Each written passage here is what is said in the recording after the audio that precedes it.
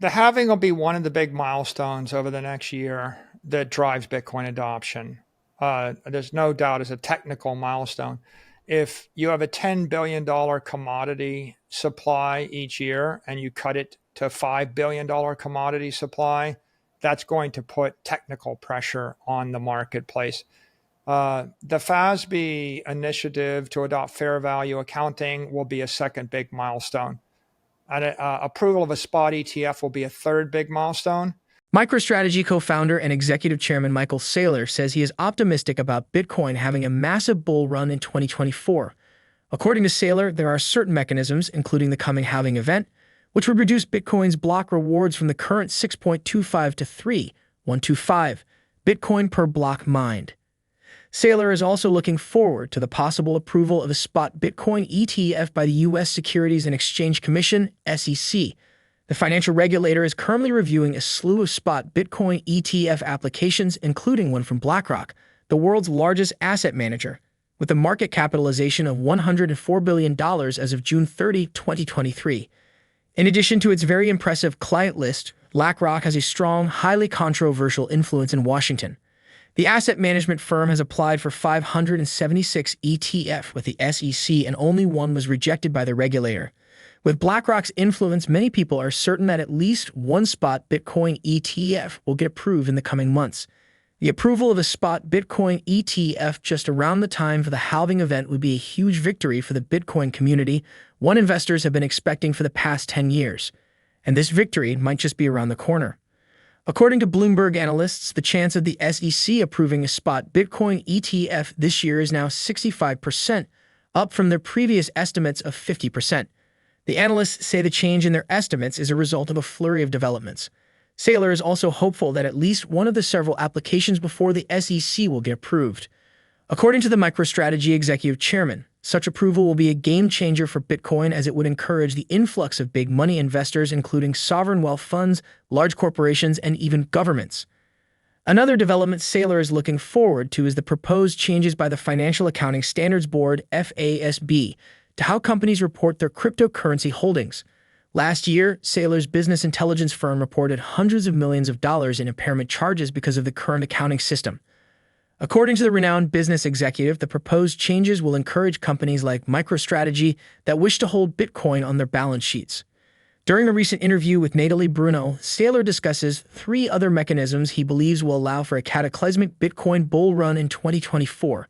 We will now bring you clips from the interview. But before we do, please take a little time to like this video, subscribe to the channel, and turn on post notifications for more videos like this. Thanks and enjoy the video.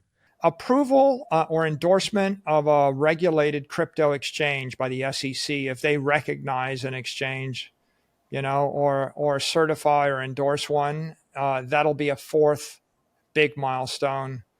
Any kind of other guidance, constructive guidance issued by the regulators out of DC would be a fifth big milestone. So I think those are all the major milestones we can look forward to.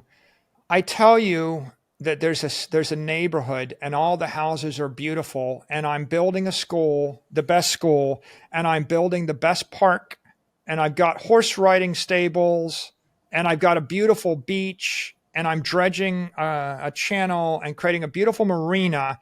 And we're going to have a concert series of the 100 best musicians in the world playing each day for 100 days, starting next April. I tell you that, and you think, man, I really want to move to that neighborhood or that development. And then I say, well, the bank won't finance the purchase, so you have to pay for everything in cash.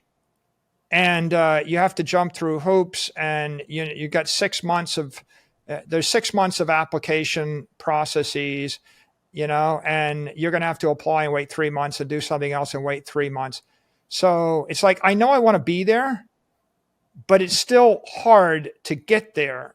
But I know I want to be there. I think that's where we are right now, which is all of these things are lined up, but you can't underestimate the value of having the bank say, okay, we'll now actually do financing against houses in this development. We'll give you mortgages, 100% loan to value, 80% loan to value. right? That makes a big difference, and it's a conventional mortgage. So I think that once all those planets align, then I think you have like a surge of capital migration. What are your thoughts on the macro picture and its impact on Bitcoin? I think that the most important place to start is to recognize that every conventional economic metric that is talked about in mainstream media or in mainstream political conversations is a man-made fabricated metric. It's just a synthesized metric that is created, named, and defined and measured by an interested organization that has a vested interest in creating a certain effect. All the labor statistics, all the monetary statistics, all the inflation statistics, all of these things, the definition, like, will we have a soft landing? Well, of course we'll have a soft landing because it's politically advantageous to have a soft landing. So how do you create a soft landing? You simply define a measure of the economy that you know will land softly, and then you go and you track that and you report that. And there are parts of the economy that had a hard landing, but we simply don't report that. The popular mainstream debates are over manufactured, synthesized metrics, which are all wrong. They don't address the elephant in the room, like the fact that, well, 40% of the people aren't working. Should they be? Right, right. No, not is the unemployment rate moved from 3.1 to 3.2 or from 3.1 to 3.0, right? I mean, that's irrelevant. So yeah, I think that we will always manage these things so as to kick the can down the road and avoid acknowledging, anything that's terribly disturbing in the near term time frame. According to Michael Saylor, whether or not macro events such as the end of the Fed's tightening cycle occur next year is completely dependent on the official narrative that policymakers and the mainstream media wish to sell. If they want a soft landing, they can easily orchestrate one using their obviously flawed and altered metrics. Plus, they will begin printing again the minute it suits their agenda, not a second before, regardless of what the data shows. As such, Saylor thinks trying to time how macro conditions will impact Bitcoin prices might be quite frustrating and fruitless. Instead, the MicroStrategy executive chairman says to invest in Bitcoin because it is the unequaled apex property and investment asset, and there's no second best. Here's Michael Saylor's advice for the average family looking to build wealth and financial freedom for themselves over time. Well, my number one advice is just dollar cost average into Bitcoin. And if you have money that you don't need for the next 4 years, that money you sweep into a Bitcoin investment. Bitcoin's the apex property. The longer, and then you let time work for you. The longer amount of time you have, then the better off you'll be. I generally think, Bitcoin is the apex property. The conventional mediocre properties are either high quality real estate or high quality stocks, the S&P index. If you wanted any other idea, like today, I would hold extremely highly desirable real estate that everybody's going to want, or unregulated monopolies that are big tech, unregulated digital monopolies. But both of those are inferior to Bitcoin by a lot. So if you want a diversification, you hold unregulated digital monopolies and you hold extremely luxurious, desirable, prestigious real estate. And everything else is probably going to be a loser, holding cash, holding bonds, holding any other run-of-the-mill stock or whatever. It's just the world is too risky. And in terms of how you accumulate wealth, it's, well, you have to work pretty hard at something, whatever it is. You have to be good as a doctor or a dentist or IT professional or whatever. You have to do something to generate cash flow. And then you look to acquire the apex property, using your cash flows or using equity or using debt, intelligent debt, right? If somebody, if you could have gone back 40 years and someone would have loaned you money at reasonable terms in order to buy, a city block in New York City or Tokyo or London, you would have done okay. And that's reasonable. You buy high quality, levered long property, but it has to be intelligent debt that you don't get liquidated on. It needs to be a long-term mortgage or very cheap debt that no one's going to call on you. The mistakes you make on the investment side are investing in lots of little companies with a 99.9% chance of failure. That's, speculating in tokens, speculating in companies. As we saw in the S&P 500, 95% of them won't perform, even out of the top 500 companies in the world. Most of them are mediocre and they can't keep up with the monetary inflation rate. So trading, thinking you can trade is overconfidence. There's statistically a 99% chance you'll fail.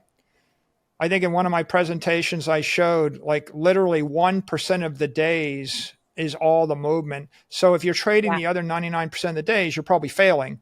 Right. So there's a 99% chance you'll fail if you try to trade. There's a 99% chance you'll fail if you try to pick stocks. There's and that just leaves you with the basic notion, which is proper asset allocation. You pick apex property that what do you want to own? Here's some simple rules.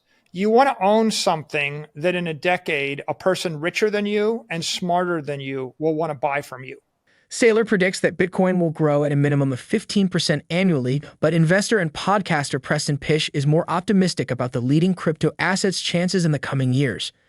During a recent interview, Pysh explains that he expects Bitcoin to gain 100% every year relative to fiat currencies. According to the renowned Bitcoin podcaster, Bitcoin will become an obvious store of value and a hedge against currency debasement. He said, I buy into this idea that Bitcoin is going to keep going up by like 100% a year. I buy into that idea because I know the debasement rate that the rest of the planet's fiat currencies are going to go through. That's why I think it's going to go up relative to those currencies. Pysh further hypothesizes that as Bitcoin's value continues to grow relative to fiat currencies, people will begin to denominate their bills in Bitcoin, which will contribute to further growth in the crypto asset's value.